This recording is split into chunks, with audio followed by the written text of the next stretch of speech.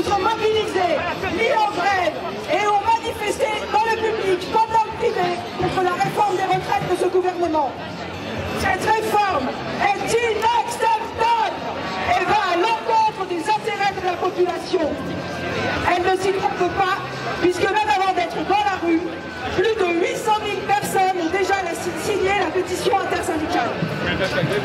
Les travailleuses et les travailleurs aspirent à partir à la retraite en bonne santé et avec un niveau de retraite qui permette de vivre dignement. Le message est très clair. Le gouvernement doit renoncer à la fois à l'âge de départ à la retraite à 64 ans et à l'accélération de l'augmentation de la durée de cotisation.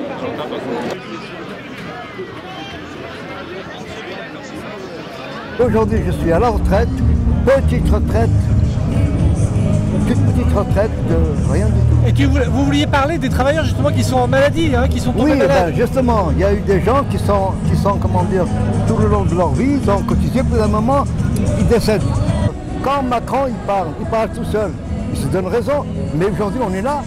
Nous, c'est la réalité, c'est l'autre face du problème. Donc nous avons des choses à dire, et on n'est pas d'accord avec lui. Pourquoi? Parce que il y a des droits, comment dire, qui sont bafoués par le système lui-même.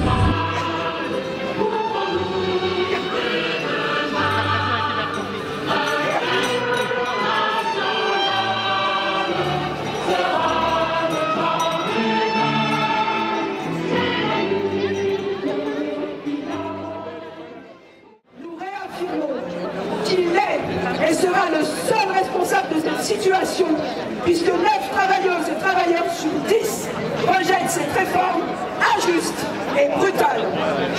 Nous sommes unis et déterminés.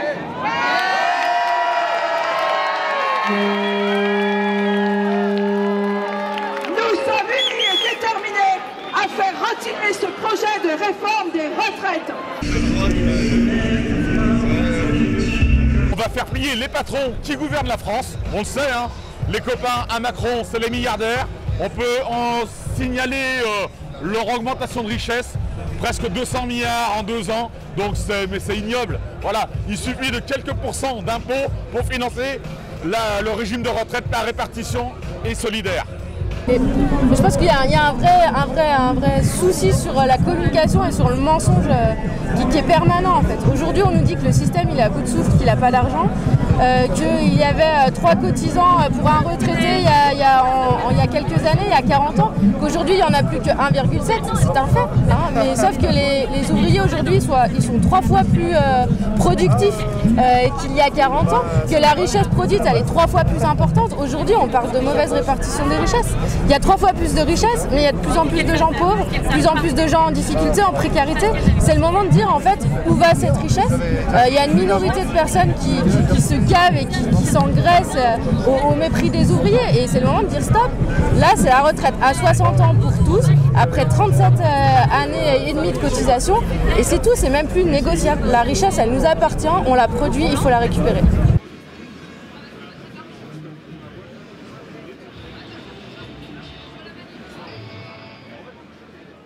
Tout dans ce texte est injustifié.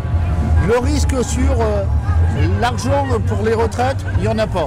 On sait qu'il n'y a pas de risque jusqu'en 30 et que même le déficit tel qu'il est calculé par le gouvernement, il doit le reconnaître lui-même, on peut trouver d'autres solutions. Le gouvernement fait de la pédagogie puisqu'il nous prend pour des enfants et plus il s'enfonce dans son projet.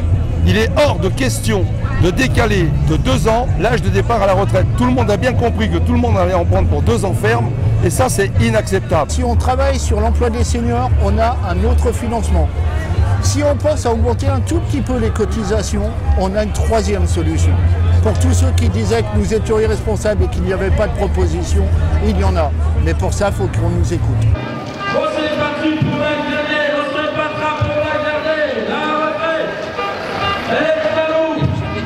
On s'est battu pour la gagner, on se battra pour la garder. Envie de répondre à Madame Borne qui dit que c'est pas négociable les 64 ans. Ben ça, nous, ce qu'on a envie de répondre, ça tombe bien parce qu'on n'a pas envie de négocier, c'est simplement le retrait. Donc oui, le moral il est là. Cette manif est exceptionnelle pour Chambéry. Je pense qu'on peut encore faire mieux la prochaine fois. Les femmes sont dans l'affaire, eh bien celles qui sont le plus pénalisées, puisqu'on ne résout absolument pas le problème des carrières hachées et le problème du temps partiel subi. Donc ça ne change rien.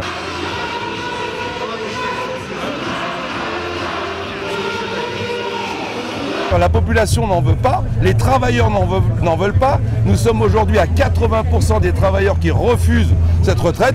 Eh bien, intelligemment, il n'y a pas de honte à reculer, c'est de dire, eh bien, ok, on a compris, on va trouver d'autres moyens. D'ailleurs, les moyens pour financer éventuellement un déficit qui arrivera d'ici 2028 à 2032, c'est ce que dit le corps. Eh bien, il y a d'autres moyens, comme les augmentations de salaire, comme baisser le montant des aides publiques qui financent les entreprises de droit privé avec nos impôts. Ça, c'est pas possible. Eh bien, on pourrait prendre une part de ça ou obliger les employeurs, en échange de leurs aides publiques, eh bien, d'embaucher, ce qui permettrait d'avoir plus de cotisations. Et puis, en dernier recours, il y a l'augmentation des cotisations. Il suffirait d'augmenter de 0,3% la part salariale et de 0,6% comme on l'a toujours fait la part employeur. Ça représente quelques euros par mois et on dégagerait 12 milliards par an, en admettant qu'effectivement il y ait ce déficit. Pierre Didiot, s'ils ne sont pas intelligents, qu'est-ce qui se passe? Eh ben, s'ils ne sont pas intelligents, j'ai peur que les mouvements se durcissent, se radicalisent. Et ça, c'est jamais bien bon. Autant pour les syndicats, qui sommes les organisateurs, et jusqu'à là, ça s'est très très bien passé. Et autant pour le gouvernement, eh bien, qui risque de rendre encore plus sa réforme impopulaire. Continuer la bataille des idées, parce que beaucoup de manifestants nous disent, moi j'ai fait grève pour la première fois, je suis venu en manifestation la première fois.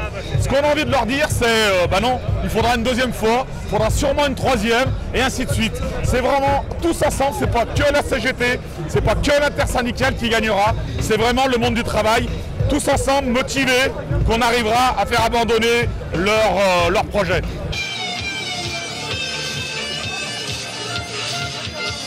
On sait que l'affrontement sera long et douloureux. On sait que le gouvernement va jouer sur l'usure. L'idée, nous, c'est de tenir, parce que cette réforme, elle est inacceptable et qu'elle est dans un contexte d'appauvrissement de la population qui perdure et qui est douloureux. Et donc là, aujourd'hui, on n'a pas le choix que d'être nombreux aujourd'hui et de tenir sur la durée. On abandonne et on renonce, on s'enlise et on s'enfonce, on s'enivre, on se défonce. Semble-t-il, là, cette semaine, la loi est présentée et on sent bien que le gouvernement veut aller très vite. Est-ce que vous aurez le temps justement de déployer X manifestations? Ça tombe bien, le gouvernement dit on a 50 jours et c'est voté. Il n'a pas compris encore que ce n'est pas que lui qui gouverne, qu'on est en démocratie, qu'il y a quand même une Assemblée nationale et surtout il y a la rue.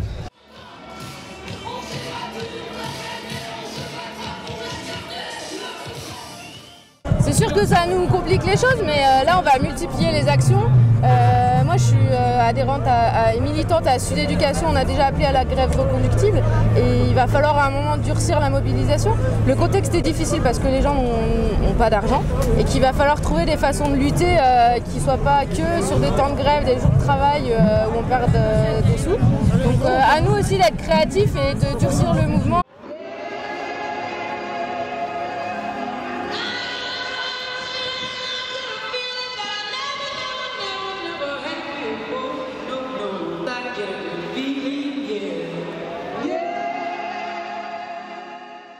Pas un an de plus, nous serons là tant que le texte ne sera pas retiré. C'est ni 63, ni 64, ni 65.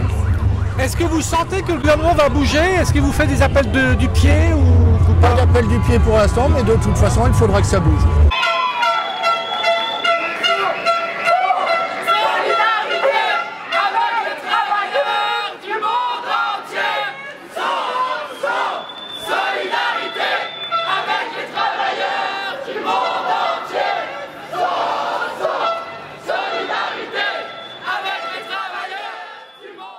On nous dit 85% du SMIC net, etc., ça tout le monde l'a entendu et compris, il faut soit 43 annuités, il faut avoir été payé au moins au SMIC, mais le pire dans cette affaire, c'est que cette loi existe déjà, elle existe depuis 2003, elle a été promulguée en 2003, elle devait s'appliquer en 2008, il y a déjà 15 ans, Et or, aujourd'hui, on nous dit c'est une nouveauté, alors qu'il suffit d'appliquer les textes, sortir les décrets d'application, et ça s'applique immédiatement. Donc il n'y a rien de bon, il n'y a rien de nouveau dans cette réforme, si ce n'est que nous faire travailler 2 ans de plus pour rien de plus. La CFDT restera jusqu'à ce que le texte soit retiré sous cette forme-là. On a dit pas un an de plus, ça sera pas un an.